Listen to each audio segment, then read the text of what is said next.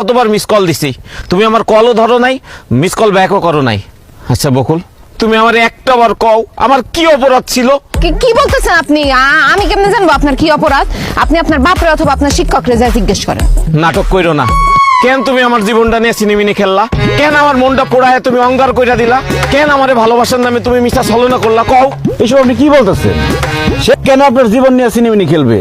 আপনার সাথে কি তার প্রেমের সম্পর্ক ছিল নাকি? শুধু প্রেম না, গভীর প্রেম। সেই ছোটকাল থেকে বকুল আর আমি একজন আর একজনরে ভালোবাসি।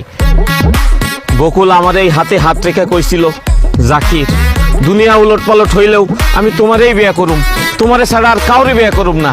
কিন্তু আজ সে আমারে সেকা দিয়া ওই সৌদি প্রবাসী বুড়ে খাটাস ওসমান মোল্লারে টাকার লোভে বিয়ে করছে, তার লোকে সুখের সংসার করতেছে।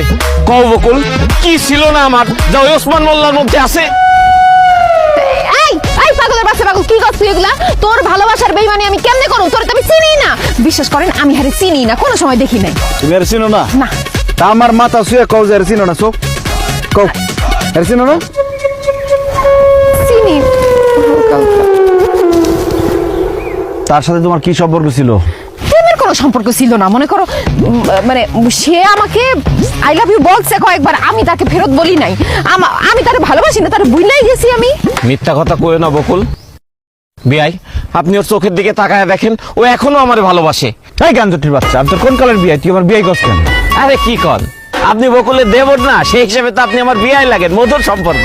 বেয়াদবের বাচ্চা, আমি ওর দেবর না, আমি ওর জামাই লাগি। আমি ওসমান মোল্লা। হাই হাই, কি কন ভাই, আপনি তাইলে দুলা ভাই? বকুল, এটাই তোর জামাই? হো জাকিরের বাচ্চা, এটাই আমার জামাই।